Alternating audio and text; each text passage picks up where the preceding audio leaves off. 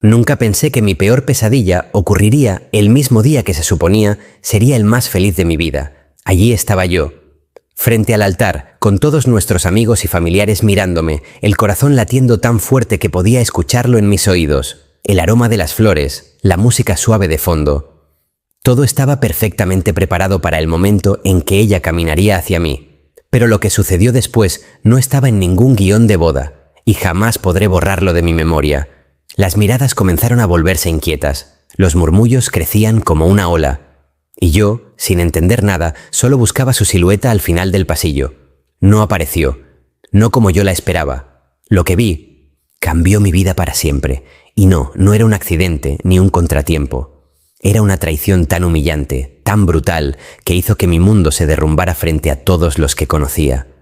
Esa imagen, de ella, el vestido blanco y la persona que la acompañaba, es algo que todavía me despierta en medio de la noche. La conocí en una de esas tardes en las que no esperas absolutamente nada. Y de repente, todo cambia. Fue en la cafetería cerca de mi trabajo. Ella estaba en la mesa del rincón, leyendo un libro viejo, con una taza de café humeante frente a ella. No sé si fue la forma en que el sol entraba por la ventana y le iluminaba el rostro, o el hecho de que parecía tan concentrada en su lectura. Pero en ese instante supe que tenía que hablarle. No fue fácil. Me acerqué con la típica excusa de preguntar por el libro, y de ahí la conversación fluyó como si nos conociéramos de toda la vida.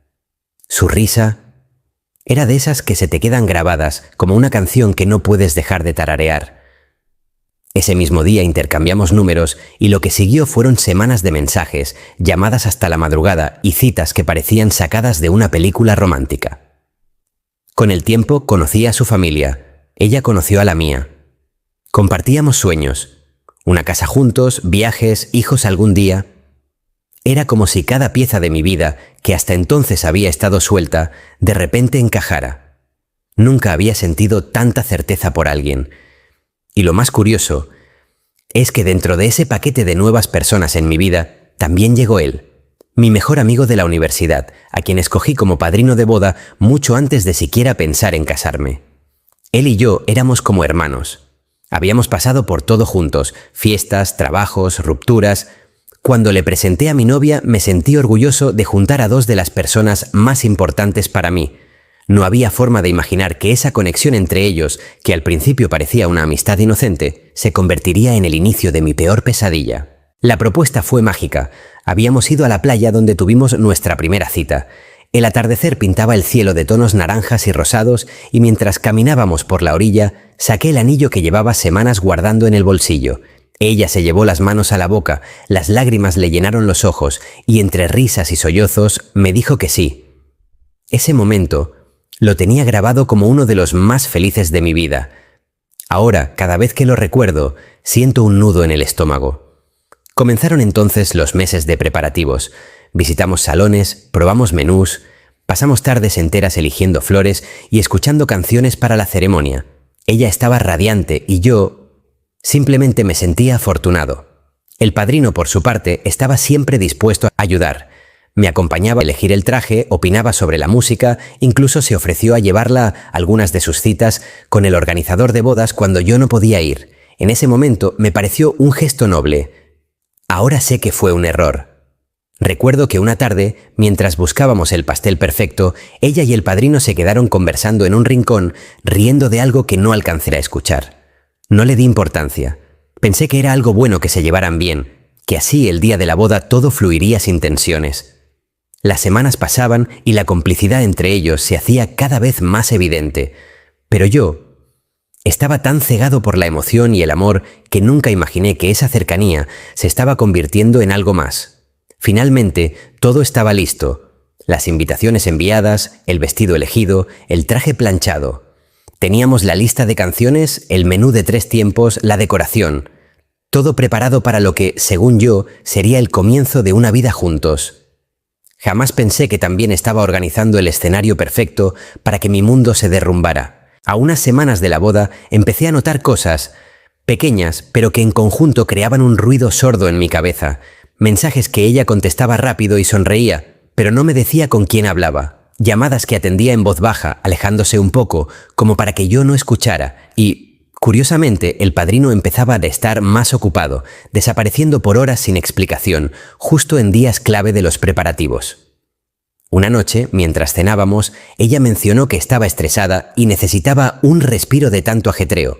Lo curioso es que al día siguiente mi padrino también me dijo que se tomaría el día libre porque necesitaba desconectarse.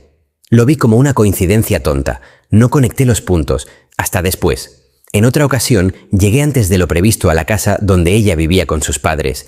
Encontré su coche estacionado, pero tardó más de 10 minutos en abrirme la puerta. Cuando entré, estaba despeinada y nerviosa. Me dijo que estaba limpiando su cuarto, pero el olor a perfume masculino, uno que conocía muy bien, me dio un escalofrío.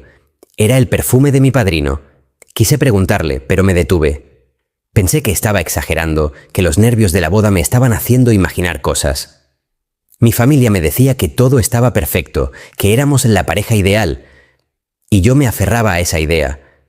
A veces, tu mente sabe que algo no está bien, pero tu corazón no quiere aceptarlo. Así que ignoré todas las señales y caminé directo hacia el día más humillante de mi vida. El gran día llegó. Me desperté temprano, no porque lo hubiera planeado, sino porque no pude dormir. Tenía una mezcla de nervios, emoción y ansiedad que no me dejaba cerrar los ojos. Desde la ventana de mi habitación en el hotel veía cómo empezaban a llegar los primeros proveedores. El florista, el fotógrafo, el equipo de música, todo se estaba armando como en un sueño. O al menos eso creía. Mientras me vestía, el padrino entró a mi habitación. Llevaba su traje perfectamente planchado y una sonrisa que en ese momento interpreté como orgullo y felicidad por mí. Me ayudó a ajustar la corbata, me dio una palmada en el hombro y dijo: «Hoy es tu día, hermano». Y sí, esas palabras iban a retumbarme en la cabeza de una forma completamente distinta unas horas después. Llegué al lugar de la ceremonia antes que nadie. Los invitados iban llenando poco a poco las bancas, las risas y los murmullos llenaban el ambiente. El olor a flores frescas y el brillo de las velas hacían que todo pareciera sacado de un cuento. Recuerdo mirar mi reloj y contar los minutos para verla aparecer.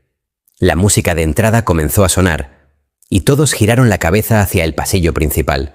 Pero no fue ella quien apareció. Primero, un silencio extraño recorrió el lugar, como una corriente fría. Luego, alguien comenzó a murmurar algo en una de las primeras filas, y entonces la vi. Caminaba lentamente. No hacia mí, sino hacia la salida. Y no iba sola. Iba del brazo de mi padrino, mirándose entre ellos como si el resto del mundo no existiera. En ese momento, el tiempo se detuvo. Sentí que me arrancaban el aire de los pulmones. Los murmullos se convirtieron en gritos y preguntas. Yo simplemente no podía moverme. En ese instante, todo mi cuerpo se quedó paralizado. Era como si el sonido se hubiera apagado, como si estuviera dentro de una pecera donde solo escuchaba mi propia respiración acelerada y el eco sordo de mi corazón golpeando en el pecho. La imagen de ellos dos, ella con su vestido blanco y él, mi padrino, caminando juntos, era algo que mi cerebro no podía procesar. Sentí que el suelo bajo mis pies se hacía líquido. Algunos invitados se levantaron de inmediato, otros comenzaron a sacar sus teléfonos para grabar. Vi las caras de mi madre y de mi padre, pálidas como si hubieran visto un fantasma. La madre de ella trataba de acercarse, pero mi exnovia, sí, ya no podía llamarla esposa ni prometida en mi mente, le dijo algo en voz baja que la detuvo. Yo no entendía cómo podía estar tan tranquila, tan segura, como si hubiera planeado cada paso. El padrino no me miraba a los ojos, su rostro estaba rígido, pero se notaba que había una decisión tomada. No era un impulso, no era un momento de locura. Esto se había estado gestando durante meses, quizás años, y yo, ingenuo, había sido el último en enterarme. Los murmullos se convirtieron en una ola de comentarios. ¿Qué está pasando? ¿Se están yendo? ¿Están juntos? Unos intentaban detenerlos, otros se apartaban para dejarles paso. Y yo seguía ahí, de pie, como un actor al que le han cambiado el guión en el último segundo. Finalmente, cuando llegaron a la puerta, ella se detuvo, se giró hacia mí y con una voz perfectamente clara para que todos escucharan dijo: «Lo siento, pero no puedo casarme contigo. Amo a otra persona». Y ese otra persona estaba a su lado, con el traje que debía haber sido para apoyarme en mi día más importante. Esa frase fue como un disparo. No lloré, no grité, no me moví. Solo sentí cómo mi mundo, mis planes, mis recuerdos, se partían en 1000 pedazos frente a todos. El sonido de la puerta cerrándose detrás de ellos fue el golpe final. Los invitados se quedaron mirándome. algunos intentando acercarse, otros evitando mi mirada, como si la vergüenza fuera contagiosa. En mi cabeza solo había una pregunta: ¿cómo pude no verlo venir? Cuando la puerta se cerró, el silencio que quedó en la sala no fue el de un momento incómodo, fue el de una catástrofe. Los invitados no sabían si consolarme, si irse o si fingir que nada había pasado. Mi madre fue la primera en acercarse. Me abrazó tan fuerte que sentí que intentaba sostener los pedazos de mi corazón para que no se desparramaran por el suelo. Yo, sin embargo, no podía corresponderle. Estaba demasiado aturdido para reaccionar. Minutos después, decidí salir. Afuera ya no estaban, ni ella, ni él, ni su familia.